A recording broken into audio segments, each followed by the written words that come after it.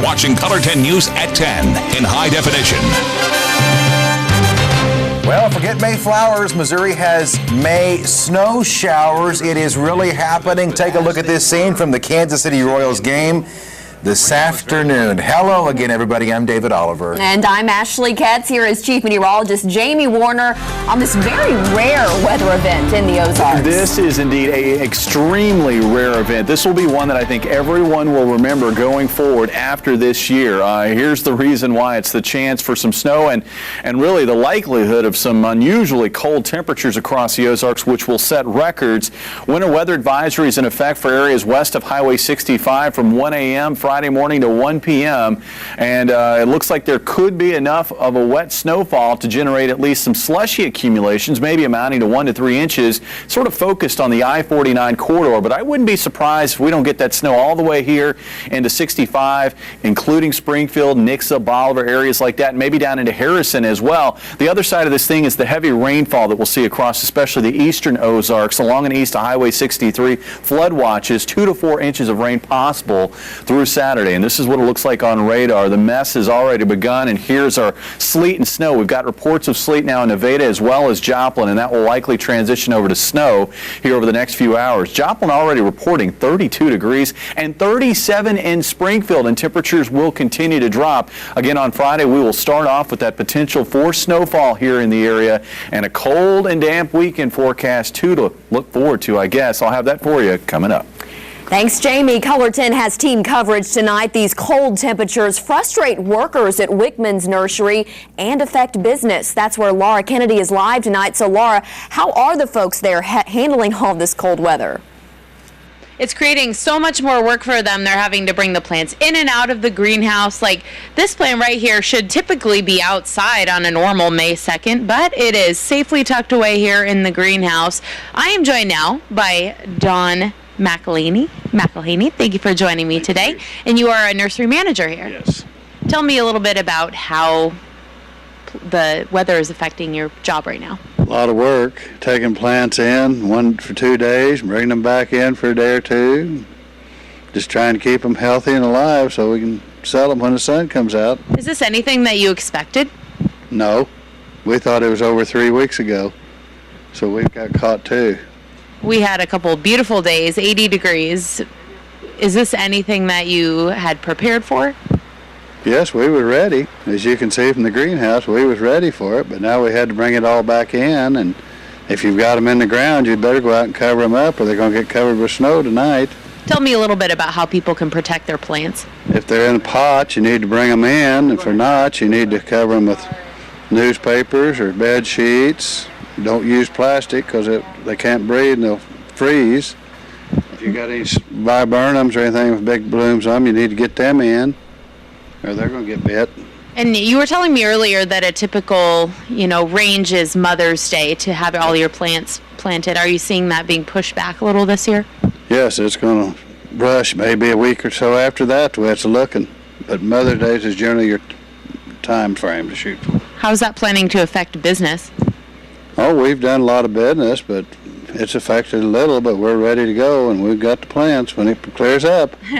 Thank you very much for joining me tonight. So the message tonight is that if you do have plants outside, you either bring them in or you cover them up with a sheet, but definitely not plastic. We want to keep our flowers healthy in the Ozarks. Back to you guys. All right, good information tonight, Laura. Thanks. Tonight, new at 10, 23 pastors and religious leaders are sending a message of support to Springfield's gay and lesbian community. Those folks signed a letter opposing remarks from the lead pastor at one of our area's largest churches. Our Kevin Schwaller found it highlights a divide among Springfield's Christian leaders. Yeah, this comes up anytime a state talks about gay marriage, for example. This time it's Springfield, and it's about a stalled idea to protect sexual orientation and gender identity under anti-discrimination law. The lead pastor of James River Assembly believes it's a violation of constitutional rights to free speech and freedom of religion. Other pastors see it much differently. Turn with me to John chapter 5. When pastor of James River Assembly, John Lindell, speaks, thousands listen. That's going to impact Lindell's church now has 2 campuses, and according to the website, an Easter attendance of 14,000. And recently, Lindell's views about the Bible and gay members of the community went in front of a Springfield task force on sexual orientation and gender identity.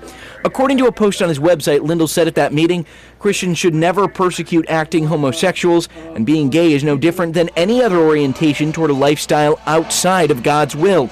A person could have an orientation toward anger, chemical addiction, gambling, slander, stealing, pride, lying, etc., he said. I feel that it's a human rights issue, and I don't see why it's a topic of religious debate. The response from Reverend Emily Bowen with Brentwood Christian Church and 22 others says, "Our hearts continue to break for the LGBT community of Springfield. As pastors and Christian leaders, we are deeply sorry for the ways Christianity is frequently used to hurt rather than heal. We want you to know that there are many of us in support of you." Reverend Bowen says her signature doesn't necessarily represent absolutely everyone in these pews. However, it does represent her own personal view. That there is another Christian response that is a response to love and respect and to extend protection. This ordinance Bowen is a member of the same church where Reverend Phil Snyder is a senior minister. Turns out what I've been reading to you this whole time are direct quotes from white preachers from the 1950s and the 1960s. This video of Snyder went viral after he spoke in favor of the anti-discrimination bill in Springfield. Lindell disagrees, and he says disagreement is not discrimination. Lindell also said at that task force meeting that the anti-discrimination proposal is part of a push by the gay-lesbian lobby to indoctrinate society and promote radical agenda. He refers to future debates being about perhaps a gay school curriculum and forcing religious organizations to assist in gay adoptions. The letter from the 23 others goes on to say that what actually hurts gay people and the community as a whole is repression of their sexuality. We reached out to JRA today, but they could not get us in touch with Lindell this afternoon. And we will continue to follow this. Thank you, Kevin. More than 130 National Guard soldiers get to spend time with their families after returning from Kuwait. This was the welcome home ceremony in Springfield this afternoon. Members of Missouri's 935th Aviation Support Battalion spent the past year focusing on aviation maintenance, vehicle maintenance, medical operations, and ammunition distribution. Now, these men and women fueled nearly 2,000 military helicopters, completed more than 60,000 hours of aviation and ground maintenance. An Army recruit cannot wait to start serving. May 20th, Jacob Merrill leaves for basic training at Fort Benning, Georgia. Just to register for service, Jacob had to lose more than 120 pounds, and last July he weighed 345 pounds. According to Army regulations, a 17 to 20-year-old man must have at most 24% body fat. Now Jacob weighs 205 pounds with a qualifying body fat of 23%. I didn't see myself going anywhere at the place I was at, and in the Army I see myself going far and achieving a lot, and that's what got up and drove me to do it. Jacob wants to be a horizontal construction engineer, which means operating heavy machinery like bulldozers. Good for him there, certainly. Well, teens spend a lot of time reading social media sites. And the continuous stream of posts and pictures influence their views on self-worth and social acceptance. You have a lot of people who like it and who are looking at what you're doing. That's a huge, ego boost for most people. In tonight's special report, the attempts by parents and school leaders to keep teens' virtual lives from becoming reality. If you would like to follow Color 10 on Facebook, you can do so by finding the little Facebook icon right there on ozarksfirst.com and just like our page.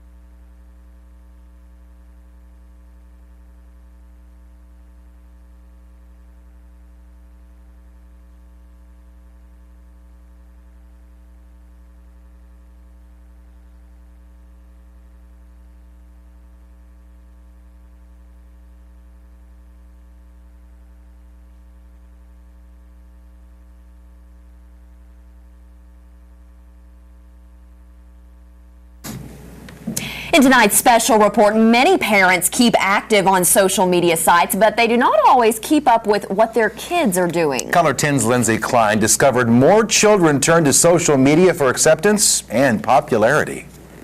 Social media is becoming the main form of communication for kids, and for those in middle school and high school, the virtual world is becoming more than just a way to keep in touch with friends. I think it's obvious that a lot of people are addicted to it.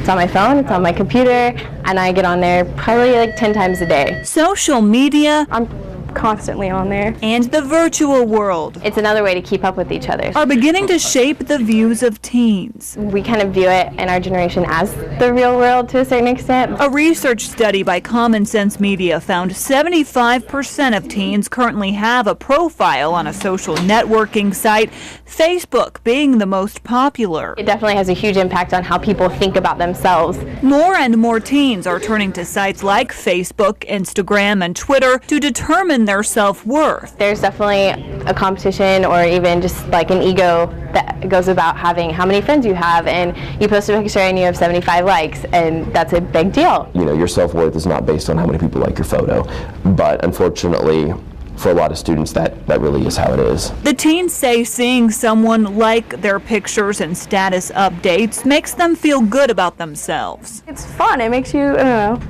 makes you feel special in a way. They post how many likes that they would like, or they'll ask people for more likes. Kids are becoming more willing to post any kind of status just to get more likes on their Facebook page. People do post things just for attention. It's not even just suggestive things, but I think it's also like, my life is so horrible, I had the worst day ever, you know, because they just want attention. People sometimes do things, sometimes take pictures, and sometimes, you know, sit there and honestly think through, like, what can I put on Facebook today? There are a couple of people I had to delete because I was a little tired of all that, because it just seemed like they were just constantly seeking attention. Real world popularity is slowly transforming into how much attention can be grabbed online. If you have a lot of people who like it and who are looking at what you're doing, that's a huge, you know, ego boost for most people. But how honest are teens being on the internet? I feel people have a Facebook life, a Twitter life, and just a reality. There are some students who are extremely shy in person and don't talk, and then when they're on Facebook, they have all these funny like posts, and I'm always liking them. People start basing their existence and their reality only on that, and they're not having those day-to-day interactions with people. That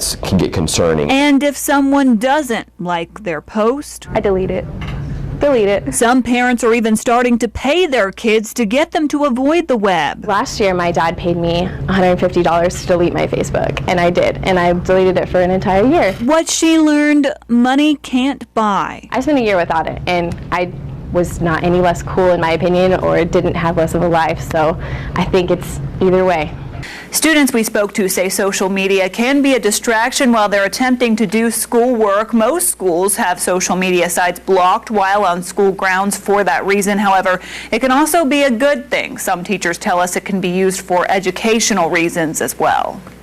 Lindsay, thanks. Well, here is Jamie with more on this unusual and potentially record-setting forecast we've got. Yeah, I think this is going to be a cold snap that everybody remembers. Coldest May temperatures ever, at least for daytime highs. That's a possibility tomorrow. And snow, accumulating snow, a possibility as well. Well, look at that in your full forecast and whether spring will ever return again coming up.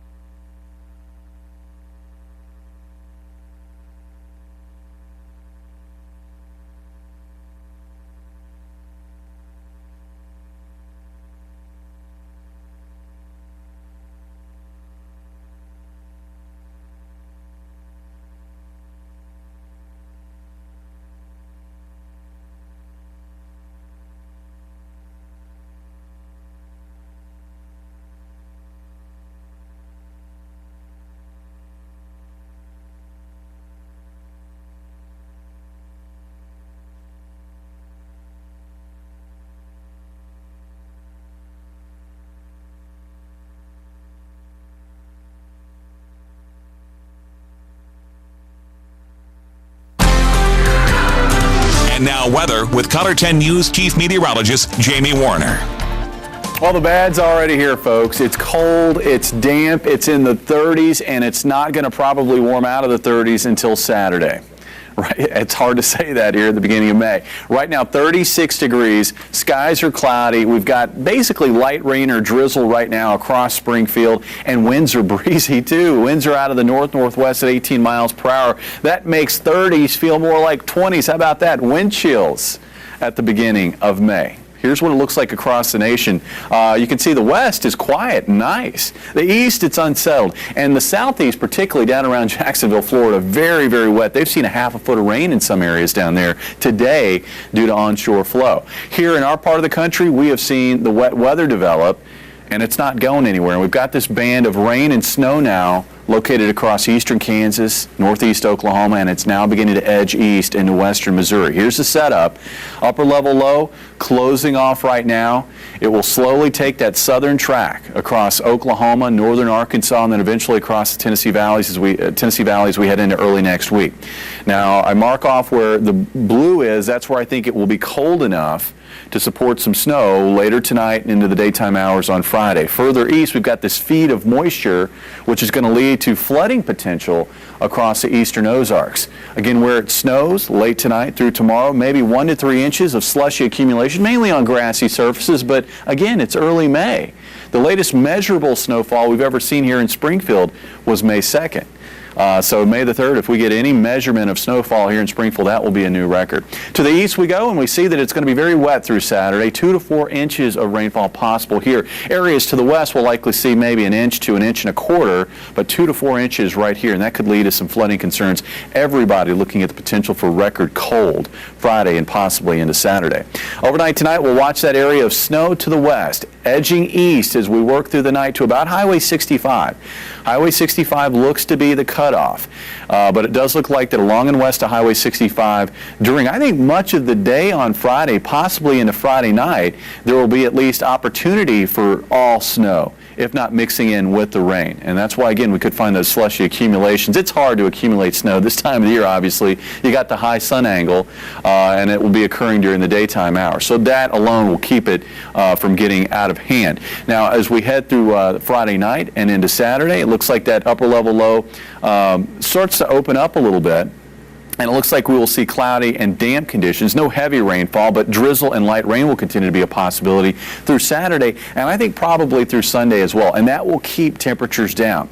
Now, looking at the rainfall potential, the highest amounts again to the east. Along and east of Highway 63, I think 2 to 4 inches of rainfall will be possible. As far as the record situation, not so much the record lows that I'm worrying about being beaten. It's the record low high temperatures. I think tomorrow in Springfield, a high of 38. The record low high for tomorrow is 48. I think we'll likely shatter that record low high temperature, and I think we will also set a new record low high temperature for the month of May. And our records for Springfield go all the way back to 1888. So we've got some very unusually cold temperatures to expect on Friday. As far as after Friday, it will stay cold through Saturday and Sunday and damp. High of 47 on Saturday, high of 57 on Sunday. Monday is sort of our transition day, mostly cloudy, maybe a spotty shower, and then finally back to some sun and warmer temperatures next week. Well, clearly a rare event, and it's very serious, not judging by the graphics that Jamie showed you, but we know it's serious by this right here I'm going to show you. That is the snow tie. If you ever see Jamie Warner wearing that tie on our news, do you see it? See, it's kind of hard to see at a distance, but you've got the little polka dots there. I kind of did this, David, like just flakes. because he was so disappointed the last time that it looked like it was going to snow that I didn't wear the snow tie. He was so disappointed in that. We're concerned for your health, Jamie. There we go. So if you ever watch our news and you see that tie, you know it's a coming. You know you need to buy bread, right? That's right. Go to the store. That's right. Don't do that. Don't set off a panic. Thanks a lot, Jamie. Goodness. And Molina shoots one to right, a base hit. Holiday's going to try to score. The throw to the plate. One hop, and it's off to Martin. Well, the St. Louis Cardinals hit the road in search of their third straight win. Dan Lucy is coming up in sports highlights from Milwaukee. And can the St. Louis Blues crown the Kings at Scott Trade Center?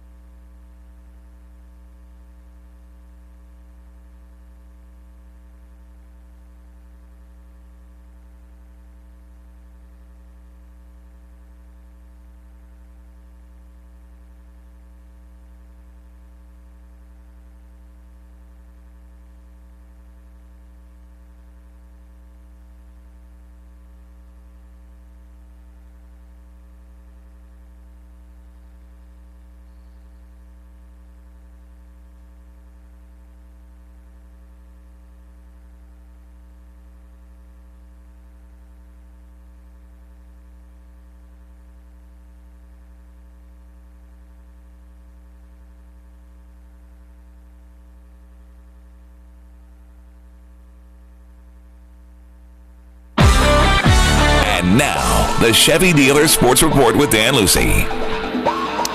Last year, the Springfield Greene County Parks Board, along with the help from the Rotary North and several private donors, constructed a baseball field made out of synthetic rubber. It's a safe surface that supports wheelchairs and helps prevent injuries. And as Color 10's Nick Carboni reports, gives kids a chance to do something that they've never been able to do before, play ball. It's our national pastime, but not every kid is able to play. We tried just regular t-ball, on a dirt field, and didn't work out so well. When Chris Stewart and his 8-year-old son Brandon with my dad heard about Springfield's Miracle Field, they knew they had to be here, making the trip from Lebanon every Monday. Anything we can do to bring him joy is well worth the drive. Did you hit it far? Yeah. Do it. Same for Stephen Gregg. He and his dad Richard almost never miss a drive from Fair Play. Best day of his life, as he said. So. And all these smiles say the same thing. All the kids, if they didn't have this, they wouldn't be playing baseball.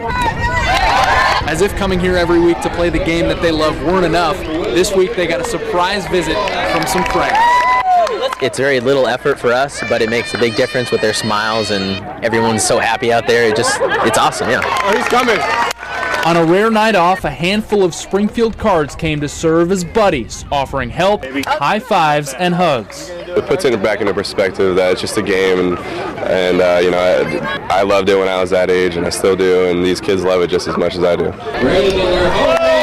And it's that love of our game that helped build this field, a love Chris and Brandon Stewart can now share. It's a terrific atmosphere. I mean, just family friendly, and just gives him an opportunity to get out and show everybody what he can do. At Miracle Field, I'm Nick Carboni for Color 10 Sports. The St. Louis Cardinals started a 6-game road trip tonight in Milwaukee. The Cards heading to Wrigley Field after 4 against the Brew Crew. St. Louis hit the road on a 2-game winning streak, and this could be a battle for first place. Milwaukee starting the series just 1.5 games behind the Cards in the Central, and the Cards would jump all over Willie Peralta in the 3rd inning. Bases loaded for Alan Craig, and he busts his bat on this blooper to left. It drops in. Jake Westbrook and Matt Carpenter both score to make it 2-0. Then Yadier Molina would single to right. Matt Holliday rounds 3rd and heads for home. He slides in safely, and it was a 3-0 lead. Next, David Freese singles to center. Craig scores to make it 4-0, and then Pete Cosma, who was robbed earlier in the game, singles to left, and Molina and Freese both come in to make it 6-0. Milwaukee's rallied a bit. Right now it is a 6-5 St. Louis lead, bottom of the 9th with 2 outs. Cards currently 16-11. They'll continue the series tomorrow at Milwaukee. Springfield and the Kansas City Royals were rained out tonight. High school baseball this afternoon. Parkview beat the rain. This afternoon hosting Rolla. Vikings would waste little time. Wild pitch scores Tyler Nemmers 1-0. Then Wyatt Gann rips this drive to center. It goes over the outfielder's head and to the wall. Andrew Kendrick and Jordan Hicks both score, and it was a 4-0 Vikings lead. Brandon Beavers then follows with this single right up the middle. Ken Brown and Mitch Carragher both score to make it 6-0, and Parkview goes on to win 17-5. Girls high school soccer in the rain. Kickapoo hosting Hillcrest. It was 1-0 Chiefs when they strike again. Kirsten Sandwell passes to Elsie Sherman, flicks it over the keeper. 2-0 Chiefs. Hillcrest would cut that lead in half. Off the corner kick, the ball goes to the penalty box. Kylie Mazurwitz, her shot sneaks in to make it 2-1. But Kickapoo answers a few minutes later off the corner kick. Hannah Sweeney shoots and scores 3-1 right there. Kickapoo goes on to win 3-1. Game 2 of the playoffs, Kings Blues. St. Louis up 1-0 best of 7 LA. 5-on-3 power play early. Dustin Brown slapper just under the bar. It goes in past Brian Elliott. 1-0 Kings. Right now it's 1-0 LA in the 3rd period, and the St. Louis Cardinals just beat the Brewers. So that final was 6-5. They won their 3rd in a row. Very good. Go Cards. Thanks, Dan. We'll be right back.